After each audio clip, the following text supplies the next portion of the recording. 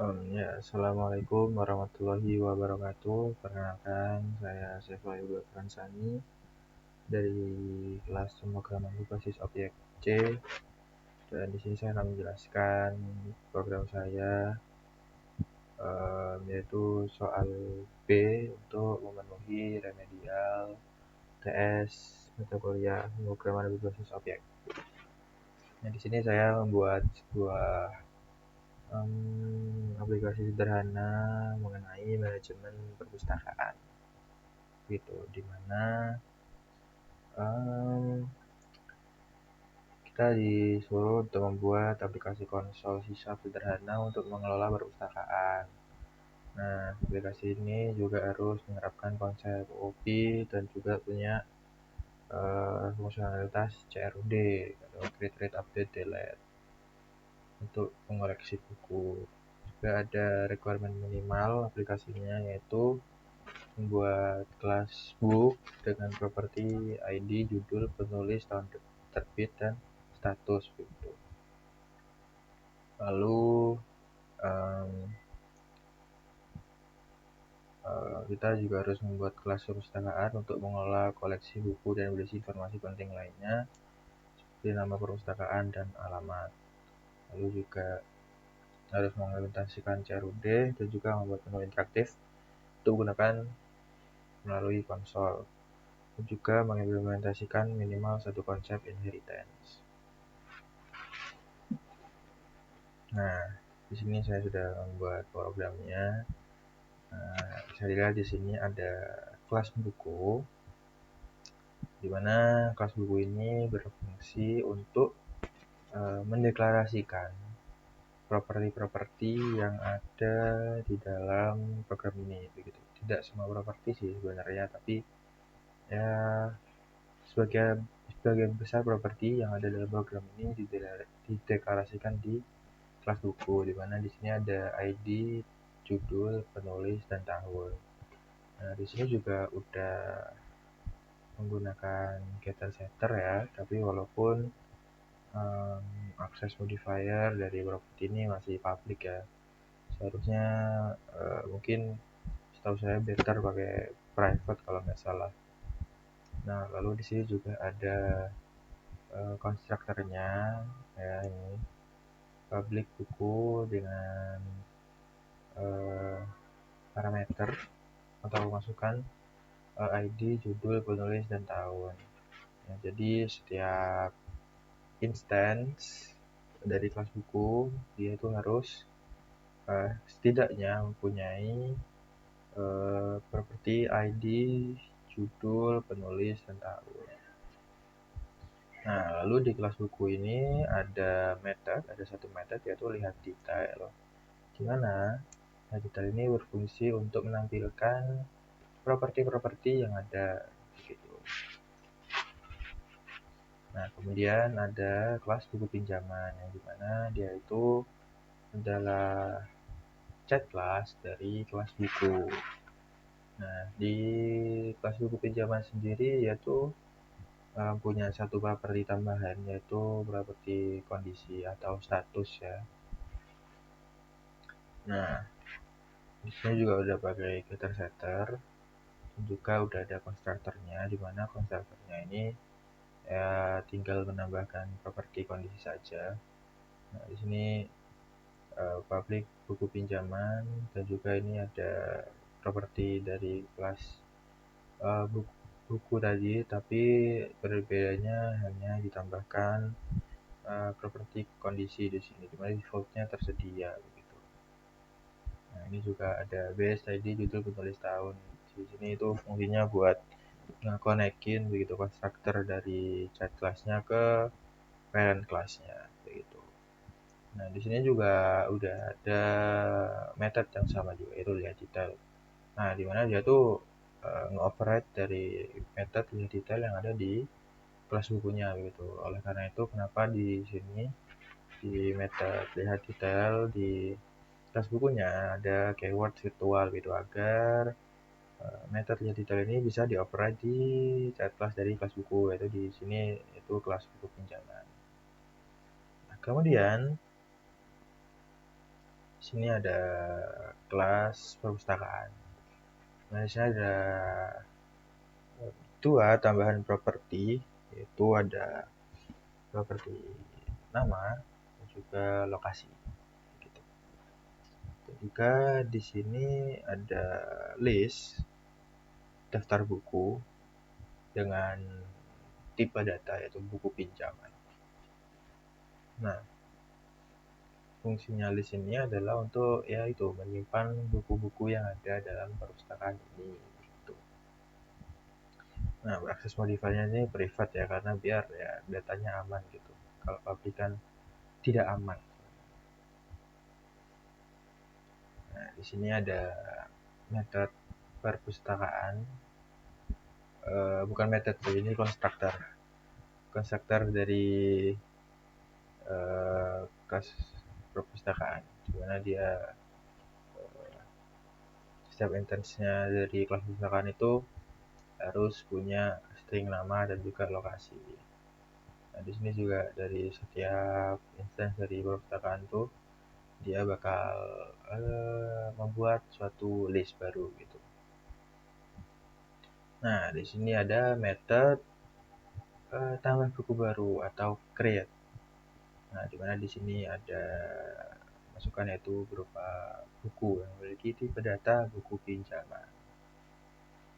Nah, di sini ketika metode ini dipanggil, maka akan dijalankan yaitu daftar buku.add buku, di mana buku yang merupakan masukan tadi dari metode ini bakal ditambahkan ke dalam list daftar buku begitu.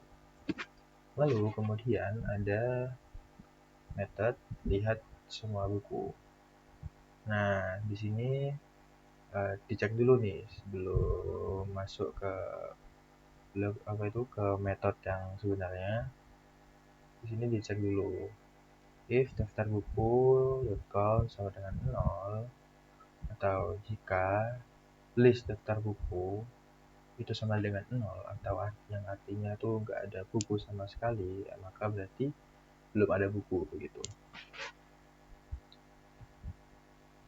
Dan metodenya bakal selesai di sini kalau emang daftar buku tuh masih belum ada isinya atau 0. Nah, lalu jika daftar buku ternyata sudah ada isinya dan tidak sama dengan 0, maka bakal dijalanin for each buku in daftar buku lihat detail gitu.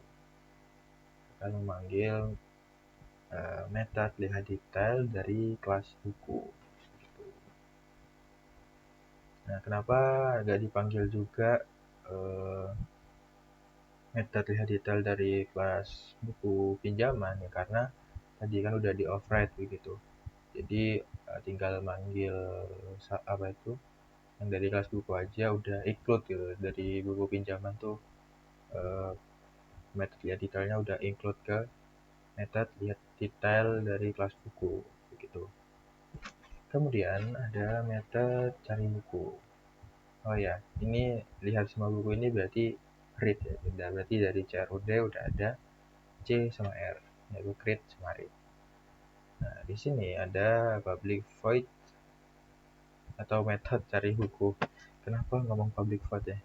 Ya, di sini ada metode cari buku di mana dia itu meminta masukan berupa kata kunci. Nah, di sini dalam metode ini ada variabel hasil, di mana di variabel hasil ini dia bakal nyari ada gak sih di list daftar buku itu buku di mana buku itu judulnya itu mengandung kata kunci gitu, atau enggak dia tuh ID-nya mengandung kata kunci, karena di kata kunci ini dia saya buat bisa masukin antara judul atau ID gitu. Nah, di sini BB-nya itu adalah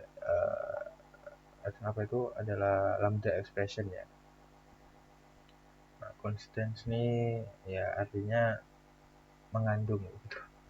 Mengandung, jadi di dalam list daftar buku ini ada gak sih judul yang dimana dia tuh mengandung kata kunci gitu. Nah, di sini string comparison dot ordinal ignore case. Di sini tuh ya cuma buat biar dia tuh gak case sensitif aja sih. Biar kan kadang kan kalau kita ngetik tuh kadang ya kecil semua atau enggak besar semua gitu. Ada kapitalnya atau enggak ada kapitalnya. Jadi biar rata, enggak ada yang salah cuma karena apa itu huruf kapital huruf kecil doang. Dibikin di sini tuh pakai string comparison ordinal ignore case tuh biar dia tuh nggak case sensitif. Nah, gitu. Nah, toString ini buat dia tuh kan kata kuncinya kan tadi bentuknya string kan, dan sedangkan ID itu bentuknya integer. Jadi buat agar dia bisa dilakukan operasi sama dengan itu harus property ID yang dimiliki buku itu kita ubah dulu ke string seperti itu. Nah, di sini ada dot toList. Jadi semua buku yang memenuhi kriteria dari operasi ini itu dibikin menjadi sebuah list. Begitu. Nah, jika hasil variabel hasil count sama dengan 0 atau yang artinya berarti nggak ada nih buku yang sama seperti yang dimaksudkan oleh kata kunci begitu, maka berarti buku tidak ditemukan dan programnya selesai di sini. Kok program sih, metodenya selesai di sini gitu. Nah, kemudian kalau ternyata ditemukan dan hasil ini nilainya tidak 0, maka for each buku in hasil dia manggil lagi metode lihat detail begitu. Kemudian di sini ada ini maksudnya read juga sih ya. Ini cari buku ini maksudnya read. Jadi CRR, read. Ya, ini maksudnya ke read ya. Nah, terus di sini ada metode ubah buku. Dimana di sini dia bakal ada variabel buku. Dimana di variabel buku itu maksudnya kayak ada nggak sih di dalam list daftar buku ini dimana ID-nya ini sesuai dengan ID yang dimasukin dari metode ubah buku ini, karena dia kan minta masukan berupa ID ya. Nah, first or default ini yaitu fungsinya buat mengambil buku yang ada di list daftar buku ini yang sesuai dengan kriterianya, itu cuma diambil yang paling atas doang begitu, biar nggak double gitu kan. Kalau ngubah buku masa langsung ngubah dua gitu kan, susah, PR juga tuh, ribet kan ya. Ada yang satu-satu dulu gitu biar nggak bingung. Itu fungsinya first or default gitu. Sebenarnya nggak mungkin juga sih ada ID-nya yang sama karena ID dari buku itu kan pasti berbeda-beda gitu. Nah, first default ini fungsinya ya buat ngambil satu buku yang sesuai kriteria yang paling atas saja gitu, paling atas dari listnya gitu. Ini juga ada if buku sama dengan 0, jika buku sama dengan 0 berarti di dalam variabel buku ini tidak ditemukan buku di dalam list daftar buku yang sesuai ID-nya dengan ID yang dimasukkan di method, ya berarti buku tidak ditemukan begitu. Nah, lalu kalau ternyata ditemukan nih ada buku yang sesuai dengan ID yang dimasukkan, nah, dia bakal minta masukan buat judul baru, penulis baru, tahun terbit baru begitu, dan bakal ditimpa begitu. Ini ditimpa buku dan judul consolidate line. Buku dan penulis ya ditimpa ya, diupdate ya. Jadi kita udah punya CRU, create update itu. Tuh, susah. Nah, ini. Lalu ada metode ubah status buku. Nah, tadi kan ada properti kondisi ya atau status. Aduh, bingung juga ya nyebutnya kondisi sama status ya. Kenapa nggak buku buat status saja tadi ya? Ya, tapi nggak apa-apa. Udah kadung dibuat videonya. Nah, di sini um, sama seperti method sebelumnya, dia bakal nyari buku yang sesuai sama ID-nya. Lalu dicek juga apakah buku ini ditemukan atau enggak. Nah, lalu kalau ditemukan, dia bakal minta masukan buat status baru gitu, tersedia atau dipinjam. Dan nanti bakal ditimpa atau diupdate gitu. Tapi sebelum diupdate, dia tuh dicek dulu if status baru .lower sama dengan tersedia atau status baru .lower sama dengan dipinjam, baru dia update tuh properti kondisinya atau statusnya gitu. Nah, tapi kalau status baru tuh bukan tersedia atau bukan dipinjam, maka dia bakal masuk ke L, dimana dia bakal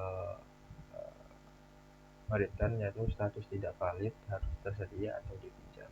Berarti string yang dia masukkan tuh nggak valid, mungkin ya typo tersedia gitu atau dipinjam gitu, m-nya banyak, a-nya banyak, itu kan berarti nggak valid gitu. Nah, seperti itu. Jadi di sini kita punya update juga ya. Ini maksudnya update sepertinya. Ini memang maksudnya update sih, nggak sepertinya lagi. Nah, lalu di sini ada method hapus buku. Dia masuk sama seperti metode sebelumnya, dia minta masukan berupa property ID, dan juga dia bakal mencari list daftar buku yang apakah ada yang sesuai dengan ID yang dimasukkan, dan juga apakah buku itu berhasil ditemukan atau tidak. Nah, jika berhasil, maka dia bakal remove buku yang dimaksud dari list daftar buku begitu. Nah, kemudian ada kelas program, dimana ya kelas program seperti program-program lain pada umumnya. Kelas program isinya program utama yang bakal keluar ketika program ini dijalankan.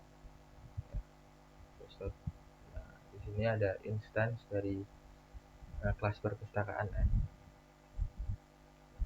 dimana dia bakal minta nama dan juga lokasi ya. Perpus PBO lokasi Sidas Utara lantai 4. Lalu ada ini variabel pilihan buat nanti switch case-nya. Di sini ada do karena kita atau saya menggunakan do while. Do switch do. Aduh, ngomong apa siapa nih? Do. Nah, di sini bakal keluar menu dari aplikasi kita. Ini juga kita panggil properti nama dan juga properti lokasi. Nah, ini ada menunya, ada menu tambah buku, lihat semua buku, cari buku, data buku, hapus buku, status buku, keluar, dan lain-lain.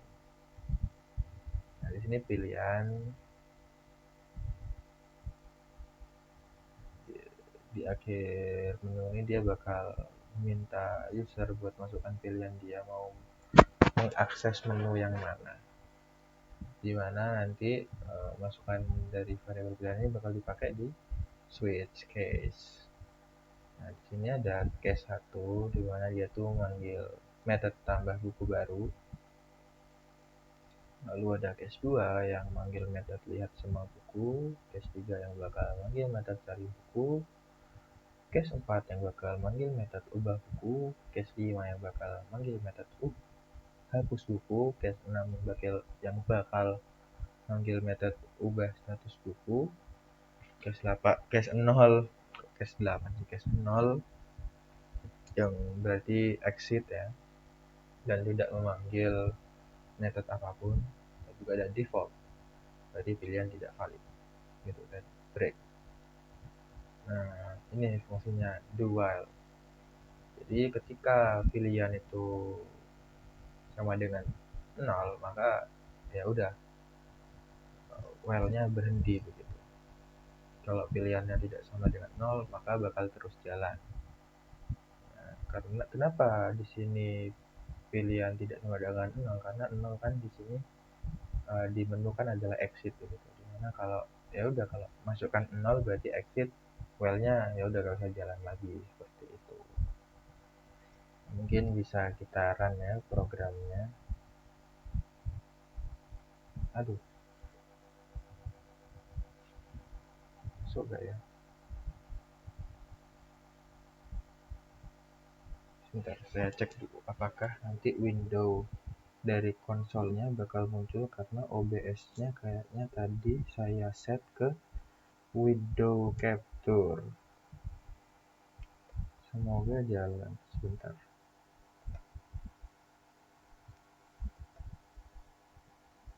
Waduh, ternyata tidak jalan. Saya tambahkan dulu ya sebentar.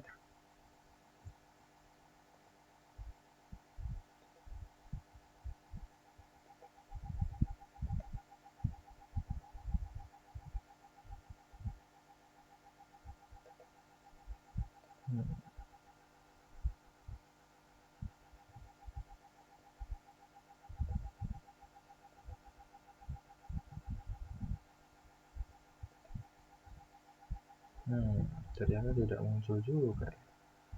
Berarti display capture aja ya. Oke.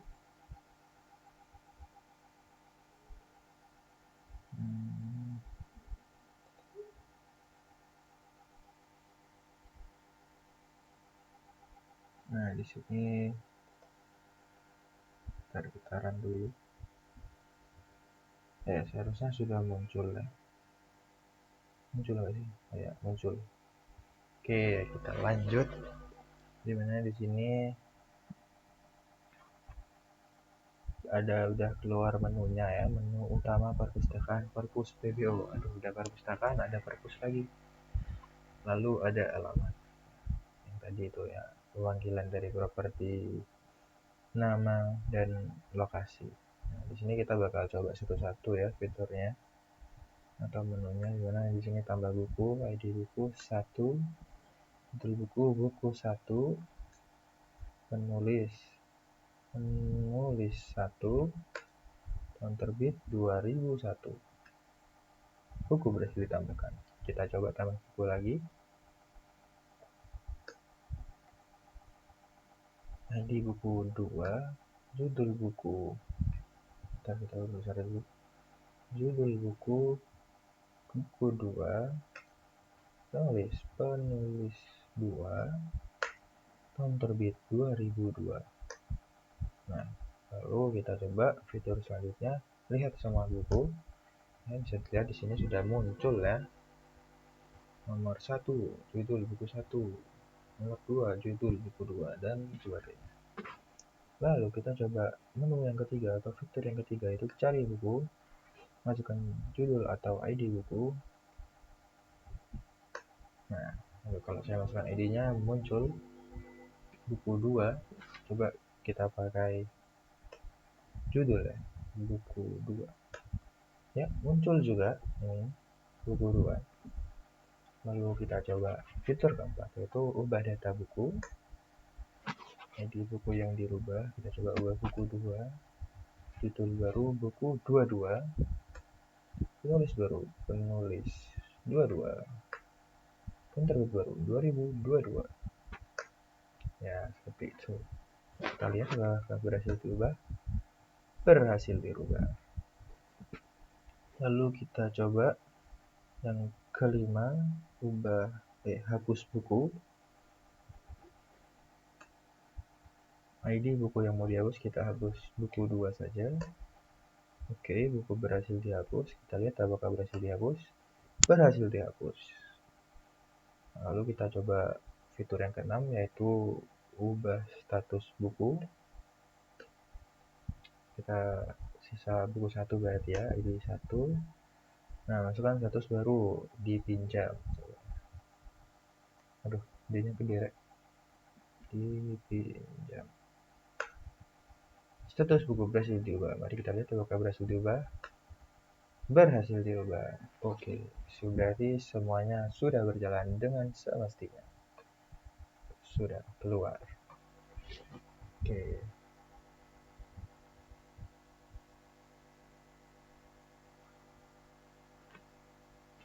Ya, mungkin sekian dari saya. Kurang lebihnya mohon maaf. Terima kasih. Wassalamualaikum warahmatullahi wabarakatuh.